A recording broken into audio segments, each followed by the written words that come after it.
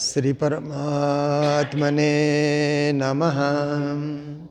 श्री गुरु चरण कमलेभ्यो नमः। निजानन्दस्य कृष्णस्य प्राणनाथस्य वै ध्रुवं चरित्रं पावनमेतद् यच्च लोकेषु दुर्लभम्। पठनाश्रवणाच्चैव प्रेम भक्त्या समर्चनात् लभते चेप्सितं लोके अन्ते च पदमव्ययम्। निजानंद निज नाम है श्री कृष्ण धनि धाम। श्यामा सुंदर साथ सब राखों हृदय धाम। मंगल कृष्ण प्रणाम है मंगल धर्म प्रकाश। मंगल सुंदर साथ है मंगल धाम उजास। मंगल सुंदर साथ है मंगल धाम उजास। बोलो वृंदावन बिहारी लाल की, श्री सद्गुरु महाराज की, श्री प्राणनाथ प्यारे की, गुरु जी मंगलदास महाराज की, सर्व सुंदर साथ की। श्री राज चरणों के पास रखना। श्री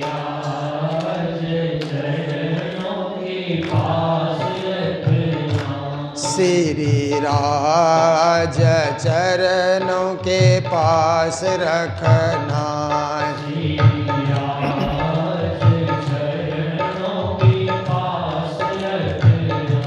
मेरे अवगुण सारे माफ करना।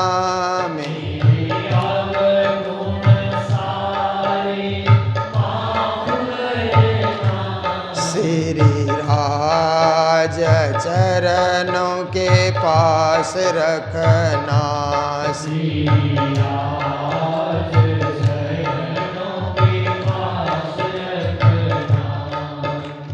माया मुझे बुलाएगी आपसे दूर कराएगी। माया मुझे बुलाएगी आपसे दूर कराएगी। इन झूठे झमेलों से आजाद रखना। इन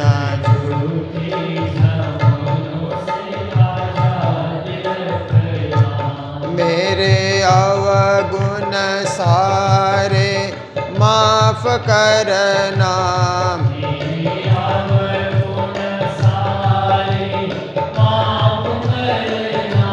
श्री राज चरणों के पास रखना। श्री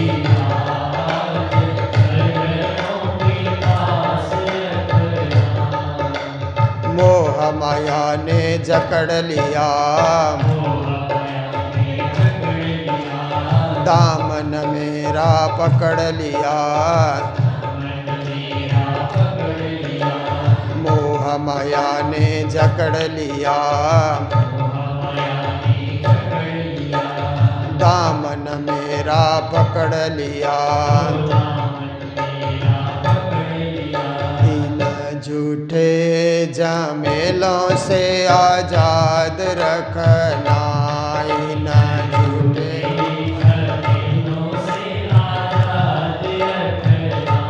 मेरे अवगुण सारे माफ करना।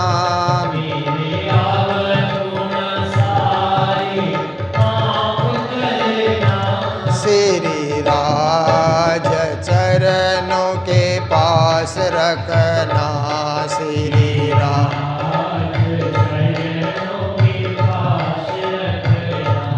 श्री राज चरणों के पास रखना।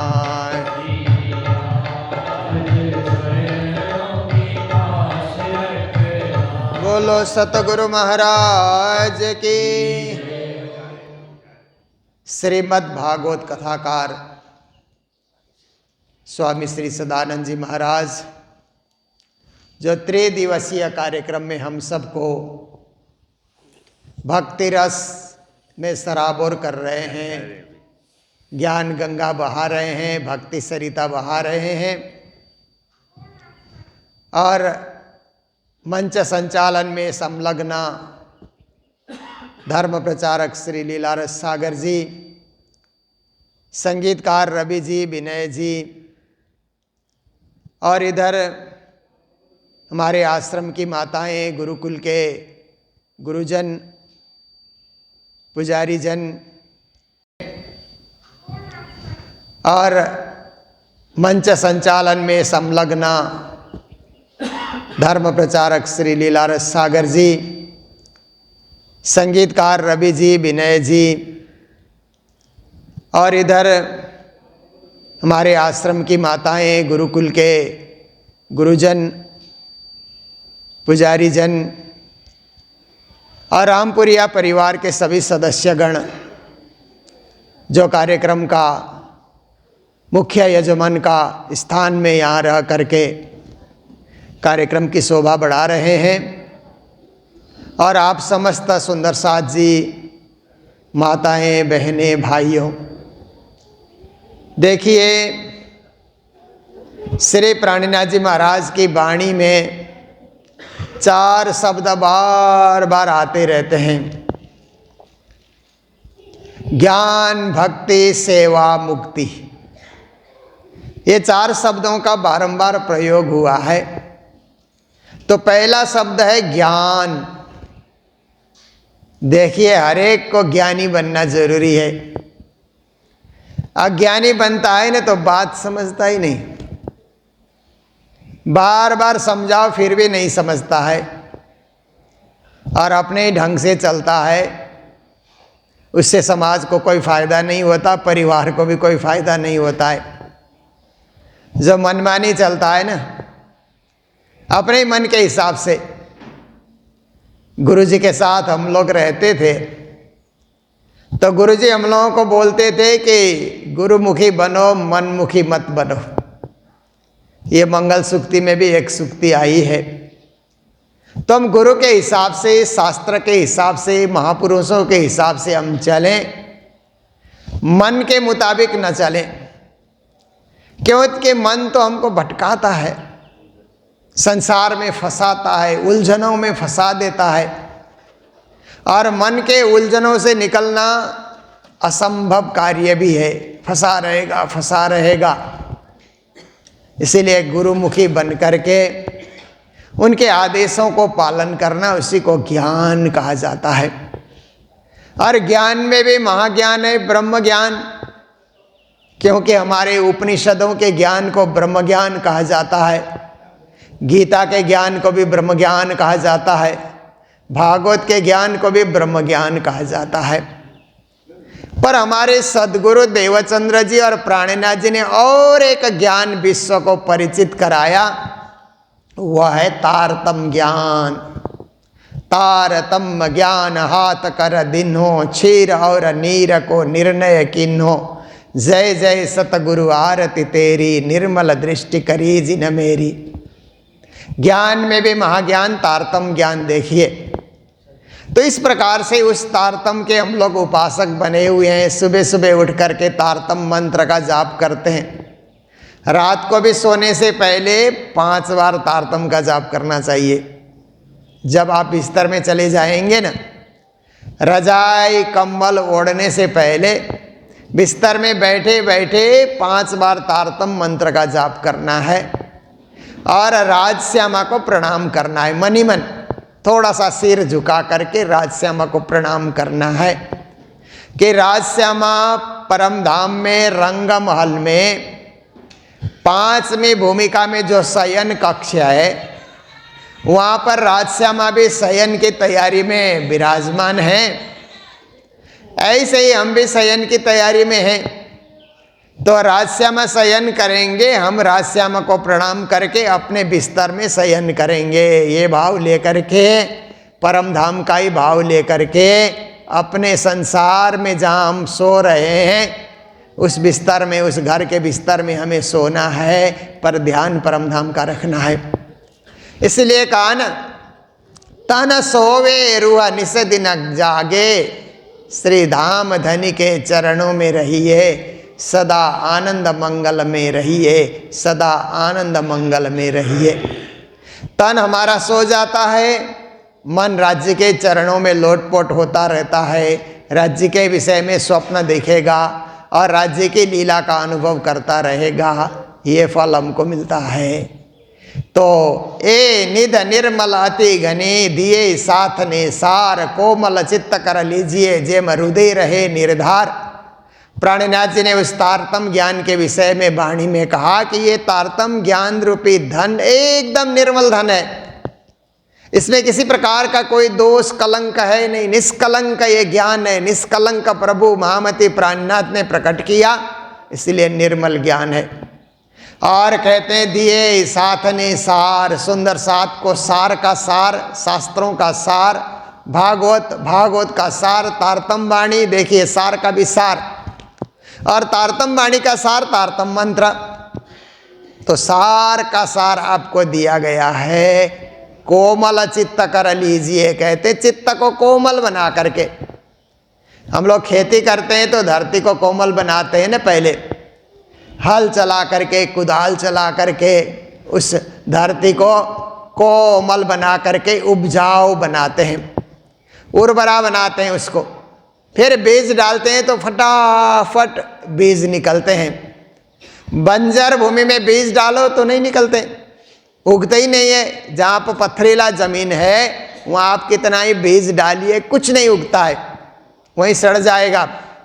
पर उर्वरा भूमि में बीज डालेंगे तो अंकुरित होता है, पल्लवित होता है, पुष्पित होता है, फलित होता है, वहाँ फल भी निकल आते हैं, फसल भी निकल आते हैं। इसीलिए हृदय को उर्वरा बनाना, कोमल बनाना बहुत जरूरी है, ताकि तारतम ज्ञान का उदय हो जाए। जे हृदय रहे निर्धार, कहते हैं ये ब्रह्म ज्ञान आपके हृदय में ठहर जाए, टिक जाए। ज्ञान हमारे अंदर टिकता है ना तो वक्त पे काम आता है, ज्ञान नहीं टिका तो कभी काम नहीं आता है। एक बार एक आदमी की कथा आती है कि कभी सत्संग प्रवचन में नहीं जाता था, बार बार निकल जाता था। कई लोगों का स्वभाव होता है ना, मंदिर तो आते हैं प्रवचन में नहीं बैठते हैं, बार घूमते रहते हैं। ऐसे एक आदमी था, पर प्रवचन करता संतों ने कहा कि देवताओं की परछाई नहीं होती है, मानव की सिर्फ परछाई होती है। इतना कान में चला गया उसका, घूमते घूमते बाहर, और कुछ ज़्यादा नहीं सुना, इतना कानों में चला गया। तो एक रात को चोर देवताओं का जैसा वस्त्र पहन करके आए और ओ सेठ, ये चढ़ा वो चढ़ा, ये दरवाज़ा खोल वो दरवाज़ा खोल, ऐसा करके हम इंद्र हैं, हम वरुण हैं, ऐसा करते हुए चल करके आए। तो पहले तो उसने सोचा अच्छा मैंने तो इतनी भक्ति नहीं की, फिर भी देवता लोग घर में आ गए तो दरवाज़ा खोलते हैं।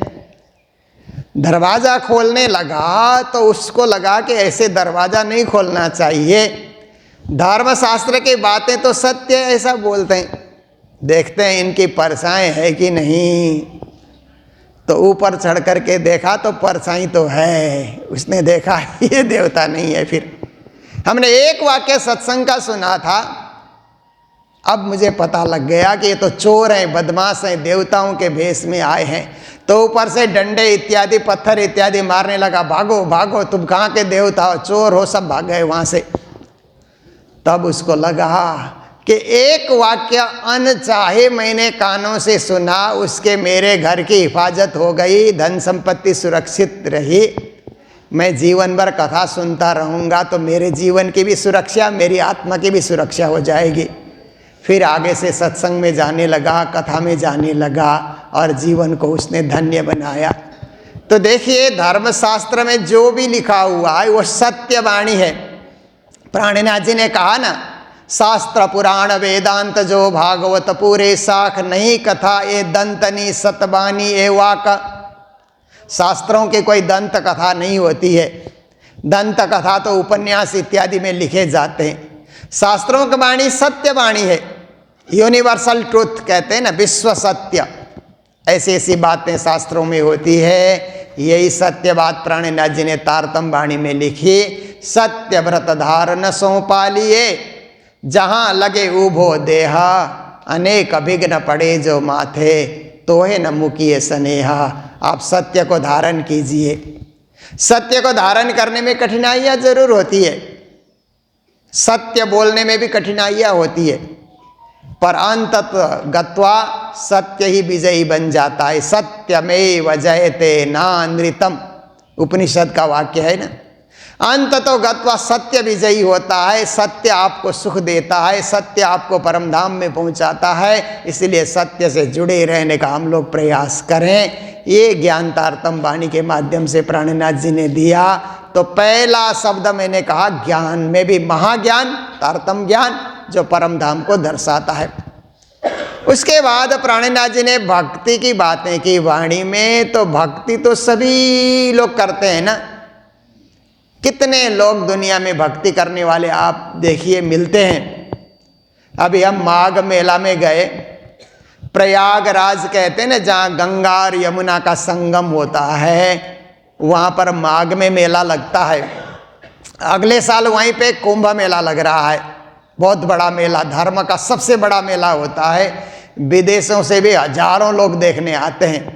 कितना बड़ा धर्म का मेला, और वहाँ लाखों पंडाल लगे हुए होते हैं। सब अपने अपने संप्रदाय की, अपने अपने धर्म की बातें लोग बोलते रहते हैं, प्रचार करते रहते हैं। दर्शक लोग घूमते रहते हैं, कहीं प्रसाद वितरण होते रहता है, कहीं भोजन वितरण, कहीं ज्ञान वितरण, ये सब चलते रहता है। तो मैं अभी बीच में माघ मेला में हम लोगों का प्रणामी पंडाल भी वहाँ पर लगता है, प्रतिवर्ष लगता है। वहाँ पर मैं गया तो मैंने देखा कि हजारों हजार लाखों की संख्या में लोग वहाँ पर नहाने के लिए आ रहे हैं। कितनी बड़ी श्रद्धा है।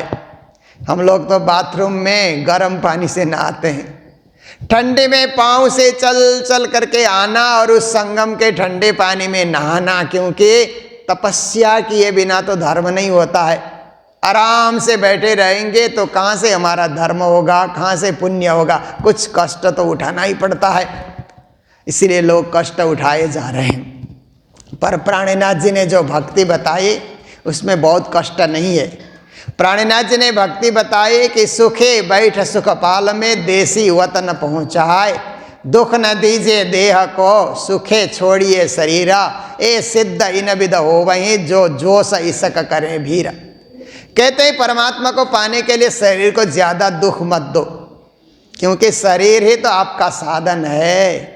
शरीर ठीक ठाक रहेगा तो तीर्थ जाओगे, व्रत करोगे, परिक्रमा करोगे, सब कुछ करोगे। शरीर ही दुर्बल हो जाएगा तो क्या करोगे।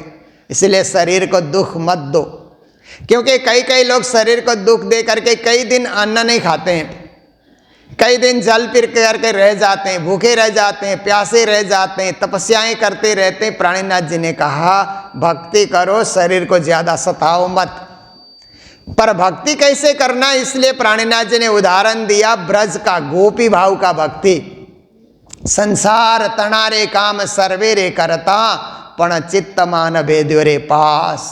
संसार का कार्य सब करना है, पर माया का लेस मात्र भी चित्त में प्रवेश नहीं करना चाहिए। ये हम कर्तव्य का पालन कर रहे हैं। परिवार को पालना हमारा कर्तव्य है, पर यही जीवन का लक्ष्य नहीं है। लक्ष्य है राज्य को पाना, परम धाम को पाना, ब्रह्म ज्ञान को पाना। तो प्रेम सेवा बाले प्रकट की धी, ब्रजतनी आवार, वचन विचारी जो ये कहीं नरसैया तना निर्धार। प्रेम लक्षणा भक्ति के द्वारा परमात्मा को पाना, ये वाणी की दूसरी विशेषता है। भक्ति में भी महाभक्ति, परम भक्ति, श्रेष्ठ भक्ति, प्रेम लक्षणा भक्ति। न लाजते न लोक के, न वेद को कहो करई, न शंक भूत प्रेत के, न यक्ष किन्न ते डरई, कहे न बात और के, दृश्य न और इच्छना, सुनई न कान और की, सुभक्ति प्रेम लक्षणा। ऐसी प्रेम लक्षणा भक्ति होती है। तो ज्ञान की बात हो गई, भक्ति की बात हो गई। तीसरे नंबर में प्राणनाथ जी महाराज ने सेवा की बात की है। तुम सेवाए पाम सो पार, ए बचन धनी कहे निर्धार, सेवा जे वो बीज पदार्थ न ते, जान जोई ले से बचन ज थके। श्री इंद्रावती धनी चरणे, सेवा पीऊ की प्यारी अति घणे। देखिए कई कई जगह सेवा शब्द उन्होंने प्रयोग किया है। तो पहले नंबर तो हम राज्य की सेवा करें, क्योंकि आत्मा कल्याण चाहिए तो राज्य की सेवा बहुत जरूरी है। प्रणामी भक्ति दिन भर ध्यान लगाकर बैठने की भक्ति नहीं है। कई कई संप्रदाय में ऐसा होता है ना, सारा दिन ध्यान लगा करके बैठो, ध्यान लगा, ऐसी नहीं है हमारी भक्ति। हमारी भक्ति है सेवा पूजा की भक्ति। सुबह उठ करके राज्य की सेवा करो, पूजा करो, उसके बाद 5 बार निज नाम जप करके ध्यान करो और अपने फिर प्रसाद पा करके अपने कार्य में लग जाओ। फिर शाम को भी लौट करके आकर के सेवा पूजा करो, आरती करो, पूजा करो, भोग धराओ, फिर 5 बार निज नाम जप करके ध्यान करो मूल मिलावे का, फिर अपना घर का काम करो, आराम करो, सो। ऐसी हमारी भक्ति है, सेवा की भक्ति है, ये साधना की भक्ति है। तपस्या की भक्ति कम है, परंतु साधना की भक्ति जरूर है। तो तीसरे नंबर में हम सेवा भावी बने, सेवामुखी बने, सेवा में सदा तत्पर रहें, ये प्राणनाथ जी महाराज की शिक्षा है। और चौथे नंबर में जो शब्द आया है वो है मोक्ष, मुक्ति, परम गति, परम धाम की प्राप्ति। ये इसलिए संभव होता है कि निरंतरता इसमें चाहिए। आज भक्ति किए, कल चुपचाप बैठे, आज निज नाम का जाप किया, कल कुछ नहीं किया, आज पारायण पाठ किए, कल कुछ नहीं किया, इससे कुछ होने वाला नहीं है। आज भी करें, कल भी करें, परसों भी करें, जीवन भर करते रहें। भक्ति से रिटायरमेंट नहीं है। दुनिया के कामों से रिटायरमेंट ले लेते हैं ना लोग। नौकरी करने वाले तो 60 साल में रिटायरमेंट लेते हैं, व्यापार करने वाले भी 70 साल के 75 साल के होते हैं तो अब रिटायर हो गए, लड़कों को सौंप दिया, ऐसा लोग बोलते हैं। दुनिया के और कार्य से रिटायर। क्रिकेट खेलने वाले तो 35 साल में ही रिटायर हो जाते हैं। संन्यास लेना बोलते हैं ना, क्रिकेटर तो कहाँ से संन्यास लेते हैं, पर आज न्यूज़ वालों ने उसको संन्यास बना दिया कि क्रिकेट से संन्यास ले रहे हैं, फुटबॉल से संन्यास ले रहे हैं। संन्यास लेना और बात है, संन्यास लेना तो सब कुछ त्याग देना, विरक्त होना है, पर कह देते हैं वो रिटायरमेंट है। संन्यास नहीं है, वास्तव में वो रिटायरमेंट है। दुनिया के सब काम से रिटायरमेंट है, भक्ति से रिटायरमेंट नहीं है। जैसे हम श्वास लेते हैं ना, इससे रिटायरमेंट हम नहीं ले सकते हैं ना। श्वास ले रहे हैं, छोड़ रहे हैं, ले रहे हैं, छोड़ रहे हैं, हृदय की गति चल रही है, इसमें कोई विराम नहीं है, आराम नहीं है, निरंतर श्वास लेते रहना है। ऐसे ही निरंतर भक्ति करते रहना है हमको, उससे कोई आराम विश्राम नहीं है। जब तक बने शाम सवेरे पूजा करें, जब नहीं बने तो बिस्तर में बैठे बैठे राजश्यामा राजश्यामा माला जपते रहें। और माला जपने की भी क्षमता न रहे तो जीव से ही उच्चारण करते रहें, रटले प्रभु नाम हरि रसना, फिर अंत समय में हिली न हिली हे रसना। परमात्मा के नाम रट ले, जप ले, अंत समय में तो तू हिलेगी नहीं हिलेगी, कोई भरोसा नहीं है। इसलिए आज जब तक हिल रही है परमात्मा का नाम उच्चारण करते रहो। तो इस प्रकार का जो जीवन होता है तो परम धाम हमारे लिए कहीं दूर नहीं होता है, परम धाम जाना भी नहीं पड़ता है। वो आए मिलेंगे आप ही, जासों तेरा है सनमंदा। वाणी में श्री जी ने कहा आप उनसे संबंध जोड़ो, वो खुद लेने आएंगे। जैसे दुल्हन को लेने के लिए दूल्हा आता है, ऐसे ही परमात्मा हमें लेने के लिए आएंगे। क्योंकि हम भी चौपाई पाठ करते हुए और सुबह स्तुति करते हुए गाते हैं ना, तुम दुल्हा मैं दुल्हन और न जानो बात, इसकसों सेवा करूं सब अंगों साक्षात। यदि परमात्मा को दुल्हा के रूप में हमने स्वीकार किया तो हमारी आत्मा रूपी दुल्हन को लेने के लिए परमात्मा रूपी दुल्हा स्वयं चल करके आएंगे, हमें जाना नहीं है। सत्य स्वरूप पर आत्म हमारो वासना इस संसार, न हम आए न हमें जाना हैया सुपन बाजार। जब ज्ञान भक्ति सेवा मुक्ति का पूरा पूरा हमें अनुभव लगेगा तो आना जाना कुछ नहीं है, बस खेल देख रहे हैं। खेल पूरा हो जाता है तो उसी दिव्य परम धाम में आत्मा स्वरूप में, पर आत्मा स्वरूप में अपने आप को पाएंगे। ऐसा दिव्य ज्ञान प्राणनाथ जी ने वाणी में दिया है। तो देखिए, मंगल धाम में तो मंगल कार्य होते रहते हैं, और ये एक मंगल कार्य रामपुरिया परिवार की ओर से श्री राम गोपाल जी, सुशीला जी और सपरिवार की ओर से ये कार्यक्रम संपन्न हुआ, अभी संपन्न हो ही रहा है। और एक और विशेष कार्यक्रम, क्योंकि होली का मेला तो प्रतिवर्ष होता है। गुरु महाराज ने 1936 में गुरुजी कालिम्पोंग आए थे। सारे नेपाल के तीर्थ, भारत के तीर्थ पैदल घूम करके जब हरिद्वार में गुरु महाराज बैठे हुए थे गंगा के किनारे, तो उन्होंने राज्य से प्रार्थना की कि हे श्री राज्य महाराज, मैंने सारे तीर्थों के दर्शन कर लिए, सब जगह परिक्रमा कर ली, सब कार्य मैंने कर लिया, अब आपके चरणों की भक्ति मुझे दीजिए, अब इस जीवन का क्या प्रयोजन। तो राज्य के उन्हें दर्शन हुए और राज्य ने आशीर्वाद दिया कि तुम पूर्व में जाकर के जागनी करो, क्योंकि पूर्व क्षेत्र जागने से रहित है।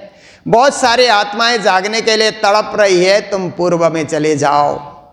तो हरिद्वार से चल करके राज्य ने मुझे जागने का काम दिया है।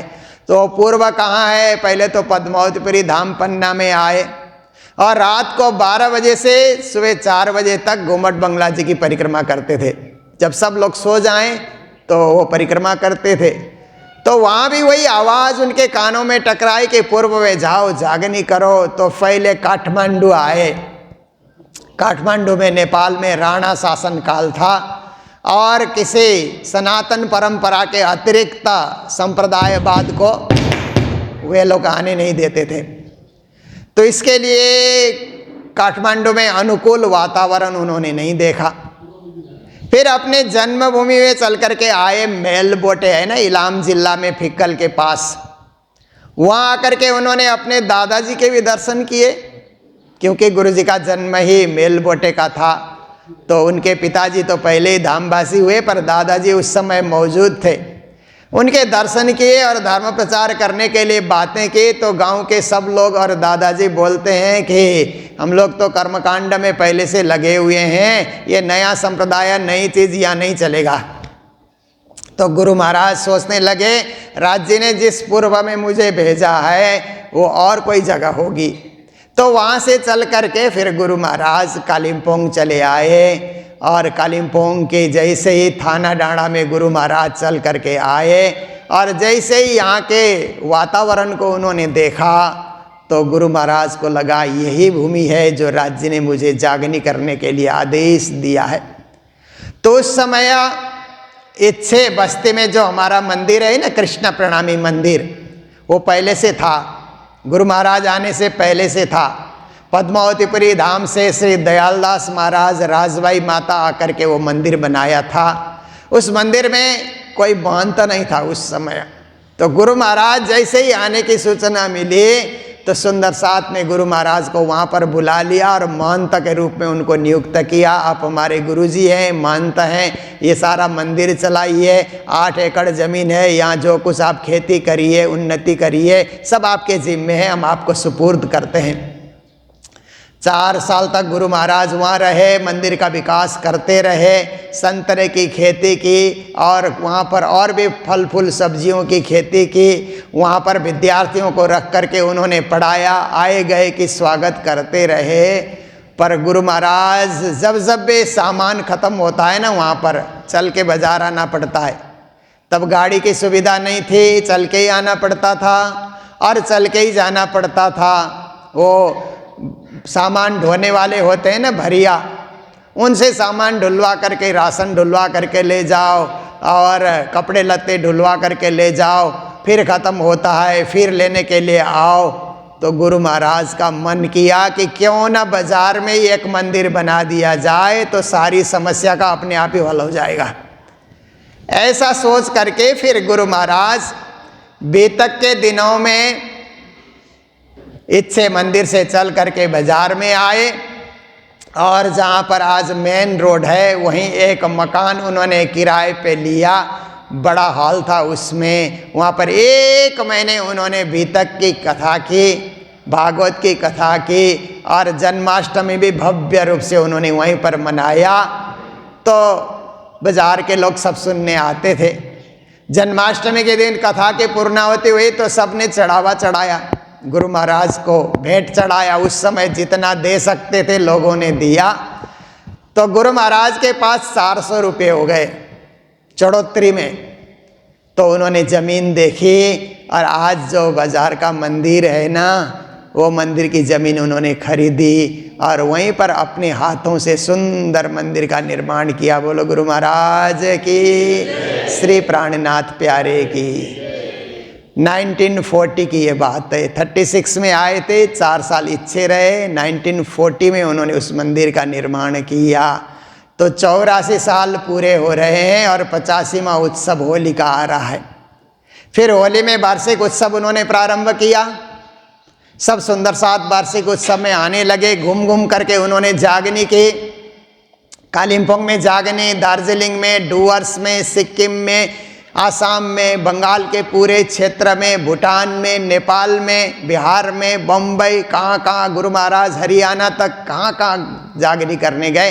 कश्मीर में भी जाकर के एक कश्मीरी परिवार को भी उन्होंने जगाया था। तो ऐसे करके बाजार में पूरी जागनी हुई, पूरा मारवाड़ी समाज जागा। तो मारवाड़ी समाज जागने में ईश्वरदास से, जो आपके परिवार के ही जो बुजुर्ग हैं थे, और बेगराज जी, 2 जने पहले गुरु जी के चेले बने, फिर तो बहुत सारे चेले बने बाजार में। आपको भी बड़ा गर्व है कि गुरु जी का पहले शिष्य के रूप में आपके परिवार के ही प्रमुख थे श्री ईश्वरदास जी। उन्होंने गुरु जी को परखा और गुरु के रूप में उन्होंने ग्रहण किया। तो परिवार में ये सुख शांति आई और परिवार में गुरु जी का जो है आशीर्वाद आया। तो इस प्रकार से बाजार मंदिर हमारा केंद्र है। बहुत अच्छा कार्यक्रम वहाँ पर होता है। भीतक पूरी वहीं पर होती है, सब कार्यक्रम वहाँ पर होता है। स्कूल भी वहीं पे चलता रहा, सब कुछ अच्छा सकुशल चलता रहा। परंतु 84 साल होते होते मंदिर जीर्ण हो गया। तो सभी ने यही सुझाव दिया कि इसको डिसमेंटल करके नया बनाया जाए, अच्छा रहेगा, क्योंकि गुरु जी का स्मरण कालांतर तक बना रहे, इसके लिए इसको और मजबूत से बना दिया जाए।